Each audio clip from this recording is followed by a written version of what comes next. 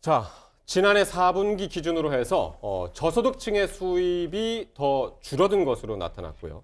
반면에 고소득층 수입은 더 늘어난 것으로 조사가 됐습니다. 이게 2003년부터 통계청 조사가 있었는데 그때 이후로 지금 소득 양극화가 지금 가장 크게 벌어졌다면서요, 결과적으로? 네, 2017년 4분기하고 2018년 작년 4분기 조사를 했는데요. 네. 여러 가지 그 퍼센테이지가 나오고 뭐 숫자도 나옵니다만 결론만 얘기하면 이렇습니다.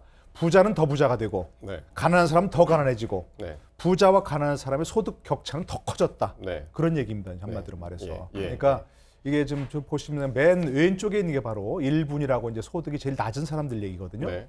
2017년도에는 150만 원인데 2018년은 124만 원. 네. 오히려 줄었다는 얘기입니다. 17% 이상 줄었습니다. 예, 17% 이상 네. 줄었다는 얘기고요. 네. 2분위가 그 다음 소득이 낮은 사람들 얘기인데 291만 원에서 277만 원. 그러니까 5분이랑 한번 직접 비교해 주시면 5분위는 더 늘었어요. 예.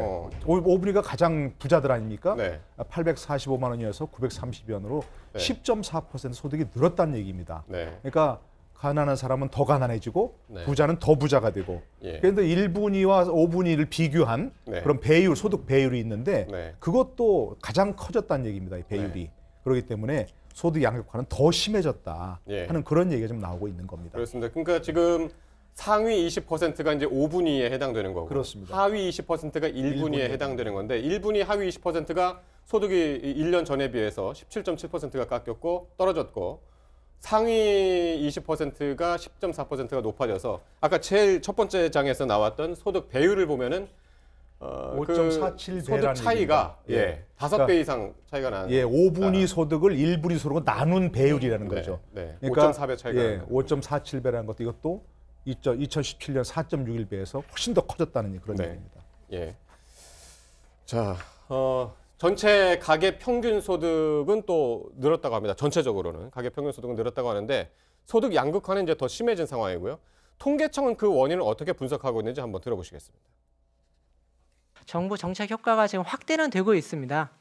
그럼에도 불구하고 그 시장 상황의 그 악화 정도가 그 정부의 어떤 그 소득 분배 상황을 개선시키려고 하는 정책 효과를 지금 더 상회하는 것으로 지금 나타나고 있습니다. 가장 중요한 것이라고 할 수 있는 것이 고용 상황입니다.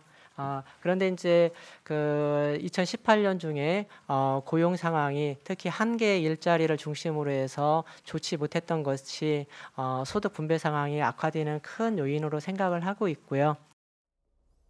네, 이렇게 소득 양극화의 가장 주된 원인은 고용 상황으로 지금 이제 보고 있는 겁니다. 네, 정부에서는. 구체적으로 보면 무슨 얘기냐면 지금 한계 상황에 일자리가 줄었다고 얘기하잖아요.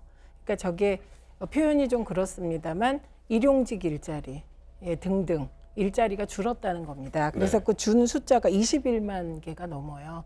그런데 반대로 지금 소득 5분위가 더 좋아졌다는 얘기는 뭐냐면 상용직 일자리가 늘었는데 예. 그 일자리의 질이 좋아졌다고 왜 한번 발표가 된 적이 있잖아요. 네. 그러니까 비정규직 중에서도 한계 상황은 줄고 정규직 일자리가 늘었는데 예. 그 정규직 일자리가 27만 9천 개가 늘었습니다. 그러니까 예. 이게 통계로 잡힐 때는 이제 그 5분위는 더 좋아지게 되는 것이죠. 그러니까 저는 지금 되게 그 복잡한 상황인 것 같습니다. 네.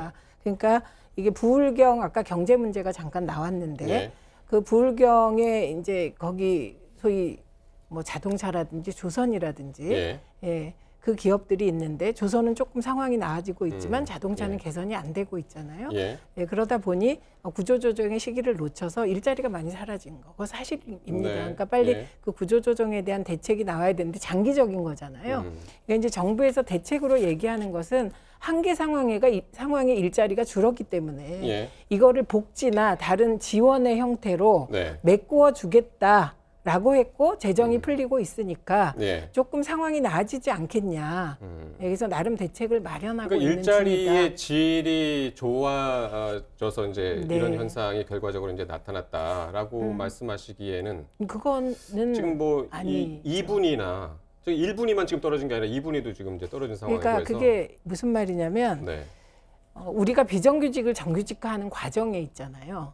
네, 그런데 비정규직이 정규직화되면서 일부 자리는 네. 고용의 질이 좋아진 건 맞습니다. 네. 그런데 비정규직이 정규직화되면 이 비정규직의 자리가 없어지는 거잖아요. 옛날 같으면 이 비정규직에 또 사람들이 유입돼야 되는 거잖아요. 네. 그러니까 이게 전체적으로 볼 때는 사실은 소득주도 성장으로 우리가 뭐 5분위의 소득을 높이겠다는 게 아니잖아요. 네. 가능하면 다 같이 좀 소득 수준을 네. 높여보겠다는 건데 이게 통계가 이렇게 나오니까 이 통계만 보면 면목 없는 것이죠. 근데 알겠습니다. 그런 지금 상황도 있습니다만. 한번 다음 표를 보면서 한번 말씀을 좀 네, 같이 네, 좀 네. 하겠는데요. 조금 전에까지 본 것이 이제 가구당 월 평균 소득 전체 이제 소득 양을 얘기한 거고 지금은 이제 근로소득 표를 한번 보실 텐데 근로소득으로만 뭐 금융소득도 있고 여러 가지 소득이 있지 않겠습니까? 소스가. 근데 이제 그 중에서 근로소득만 따로 봤는데 하위 20%가 36.38%가 그 소득이 줄었고요. 근로소득이. 상위 20%는 14% 이상이 이제 늘어서 근로소득만 보면은 더 차이가 나는 그런 상황이네요. 양극화가. 네. 그러니까 이제 그런 거죠. 이제 그 설명을 할 때 좀 뭐 두루뭉술한 그야말로 잘 못 알아듣는 얘기를 했는데 네. 한계 일자리를 중심으로 고용 상황이 악화됐다. 뭐 이렇게 좀 멋있는 말 했잖아요.